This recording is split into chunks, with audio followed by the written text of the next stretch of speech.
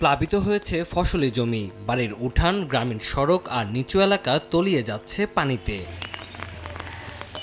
বৃষ্টি আর উজানের ঢলে বাড়ছে তিস্তার পানি, বাড়ছে নদী পাড়ের মানুষের উদ্বেগও। লালমনিরহাটের তিস্তার পানি আবারও বেড়ে ডালিয়া পয়েন্টের বিপদসীমার নিচ দিয়ে প্রবাহিত হচ্ছে। প্লাবিত হয়েছে নদীর তীরের নিম্নাঞ্চল ও চরাঞ্চল। পানি উন্নয়ন বোর্ড জানিয়েছে, তিস্তার পরিস্থিতি সার্বক্ষণিক পর্যবেক্ষণে রাখা হচ্ছে এবং নদীর তীরের বাসিন্দাদের সতর্ক থাকার পরামর্শ দেয়া হয়েছে।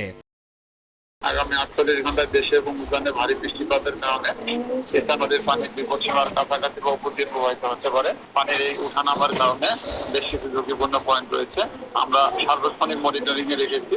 টানা বৃষ্টি ও উজানের ঢলে কুড়িগ্রামের পাটেশ্বরী পয়েন্টে দুধকুমারের পানি বিপদসীমার 23 সেন্টিমিটার উপরে। তিস্তার পানি বাড়লেও কাউনিয়া পয়েন্টে এখনও বিপদসীমার নিচে।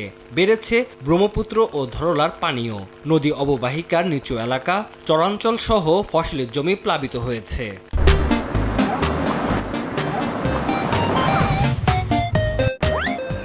কারণে যে পানির চাপ আসছে ফলে জমি তলাইতেছে, বাড়ি যে ভাঙবে নিচ্ছে। ঘরের পানি ওঠে না, আশেপাশে পানি আছে, আর বর্তমান নদীর ভাঙন খুব। এদিকে গাইবান্ধায় বেড়েছে ব্রহ্মপুত্র, ঘাঘট ও তিস্তা নদীর পানি। নদ নদীর পানি বাড়ায় কোথাও কোথাও তীব্র হয়ে উঠেছে ভাঙন। বসতভিটা হারিয়ে নিঃস্ব হয়ে পড়েছে অনেক পরিবার। আমাদের খুব দুঃখিত, আমরা নদী এলাকার লোক কি করবো, আমরা অসহায়। এখন কি করি, এখন পাগলা ভেসে ভাই। আমার ভাই আমি নিরুপায়, আমাদের থাকার কোনো স্থান নেই, ঘর বাড়ি সব ভাঙে গেছে। এই বাঘ হওয়ার কারণে নদী ভাঙনের জোর বেশি। বাড়ি ঘর দুয়ার, স্কুল প্রতিষ্ঠান, মাদ্রাসা, মসজিদ সব তো বিলীন হয়ে যাবানেছে। এরই মধ্যে সুন্দরগঞ্জ উপজেলার দত্তের খামার, পুটিরমারি ও ফুলছড়ি উপজেলার ব্রহ্মপুত্র নদের মধ্যে কঞ্চিপাড়া, বালাসীঘাটের রেলগেট সহ প্রায় 20টি পয়েন্টে ভাঙন শুরু হয়েছে। তানজিল হাসনাত, সময় সংবাদ।